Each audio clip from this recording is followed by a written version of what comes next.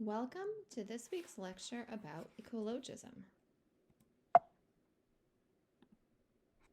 So, ecologism emerged as an ideology, as a movement in response to the very rapid industrialization that happened in countries like, for example, in Germany in the 19th century, as well as more recently in the 1960s and the 1970s in the United States with the Green Movement. Now, ecologism, if we're thinking about this from the perspective of not only environmentalism but green ideology, has an activist variant to it, which we can see with, for example, on the left, there's the organization Greenpeace. On the right, Greta Thunberg, who mobilized young people and created a movement to try to draw attention to inaction around climate change. We also see ecologism emerging in a number of green parties. So these are political parties, especially found in countries that have proportional representation electoral systems. So these are different than what we have here in the US. We have a single member district called first past the post, where it's kind of a winner takes all way of translating votes cast into seats won in the legislature. Our system tends to produce two parties, so we don't really have a predominant Green Party in the US that has seats in Congress. But other electoral systems across the world that are called proportional representation or PER do have a lot more political parties. And so we see a lot more variety in parties that are not only running for office, but winning seats and serving in their Congress or their parliament or their legislature in general. And this is where we see a lot of green parties emerging. So these are parties whose platforms really specifically focus on environmental issues. We can also see the concept of the environment as a political source of mobilization, not just with activists as well as political parties, but even at the international organizational level with the United Nations. There have been a number of climate agreements, the Kyoto Protocol, the Paris Agreement, COP30 is right now happening in Brazil. So this is the United Nations Global Conference on Climate Change. And if we're thinking about ecologism and where it fits with the ideologies that we've studied so far, as was mentioned in your textbook, right, you have ideologies that focus on the politics of material distribution, like the three indicated here, liberalism, conservatism, and socialism. You have those that focus on the politics of identity, like ethnocultural nationalism, religious fundamentalism, and, which we'll get to shortly, second wave feminism. And then there's ecologism, which focuses on the politics of sensibilities, and it really takes versions of it, a different approach, whereas other ideologies place humans at the center, and even if you're trying to advance in a maybe sustainable way, the end goal would be human development. There are versions of ecologism that have a much different perspective. So here are the core themes. Now, the first one focuses on the idea of ecology. So this is the study of the relationship between living organisms and the environment. And it really is based on the idea that there are these interconnected relationships that sustain all forms of life, and you have ecosystems of a variety of types.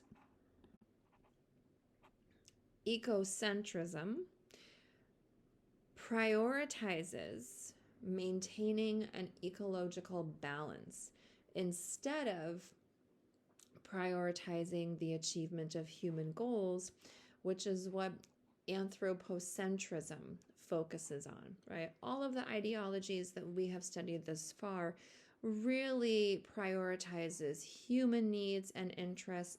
And even if the environment is mentioned, it's subservient to human goals and progress, and that's very different than this ecocentrist perspective.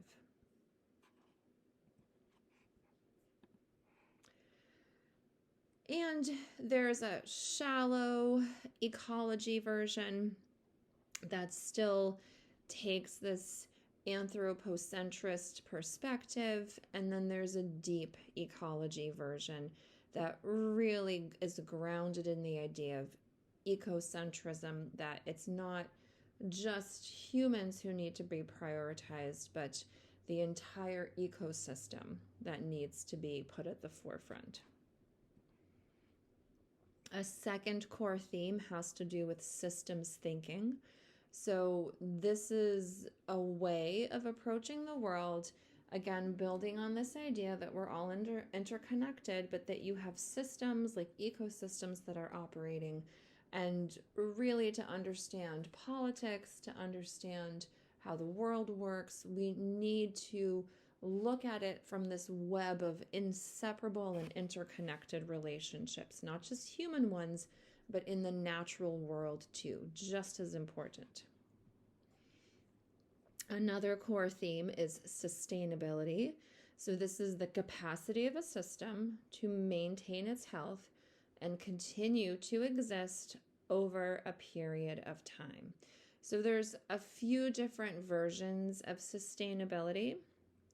So one version of sustainability that was mentioned in the textbook talks about the limits of growth, and this is an approach that emerged that basically tried to say, we should be trying to economically develop, we should be trying to prioritize human development in like a sustainable way, but we need to maybe scale back a little bit and have limits on growth because we're going to stress and use up all of our environmental benefits that we have.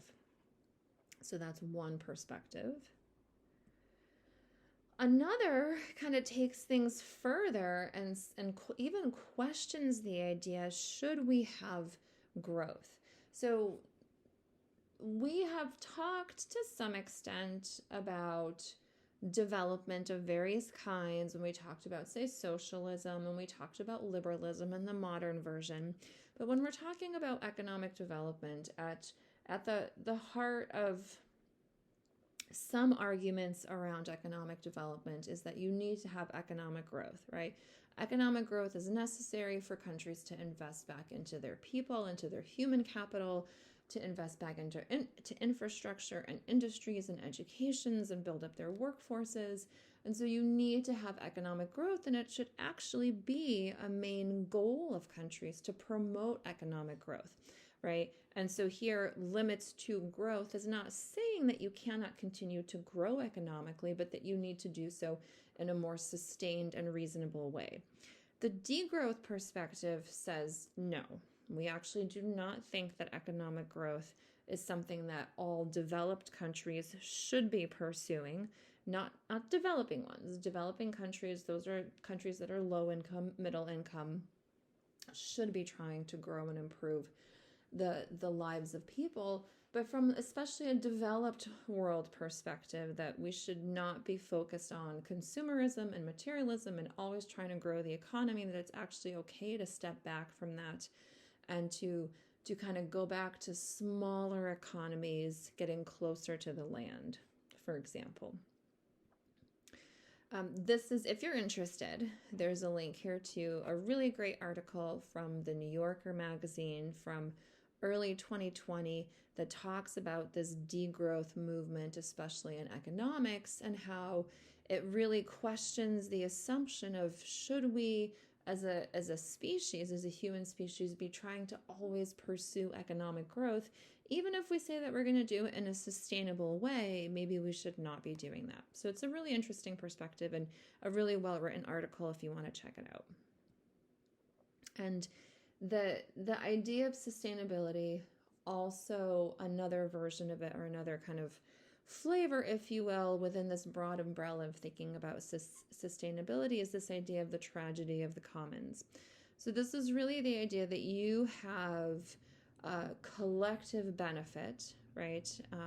For example, you have this shared resource, these commons, where cows or cattle can graze, and that each individual person may have incentives to continue to try to use it, but what that leads to is a tragedy for everybody, because that resource ends up being depleted, because you have kind of a tension between individual incentives and desires to have your cattle use this land versus what's good for the collective. So this is also something that ecologism talks about with respect to the core theme of sustainability, right? Do you have limits on growth? Do you have degrowth? You have to consider the tragedy of the commons, etc.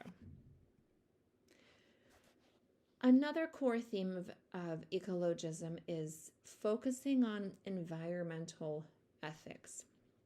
So this is the idea, again, we're kind of moving from just a human-centered philosophizing about morality and equality and justice and hierarchy and family needs. All of that's very human-centric, right?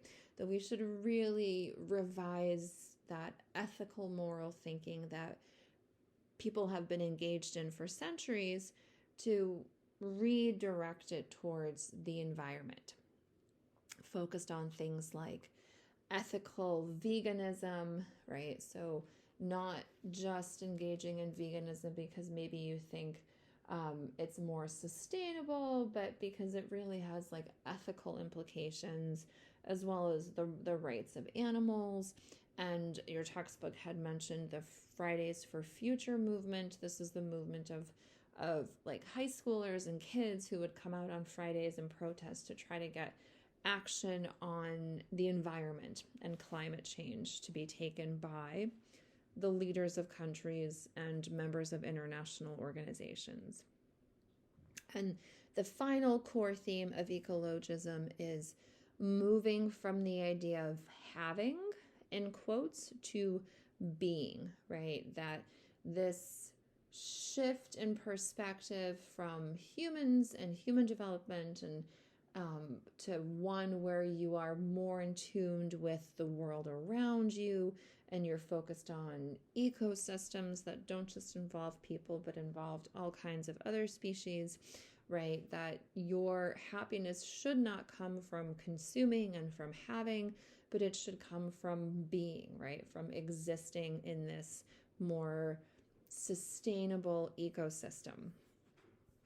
And I've included here on the left for you a picture of people fighting it out on Black Friday, which is coming up. So Black Friday, consumerism. So this Black Friday, again, just encapsulates this shift in perspective from having these goods, right?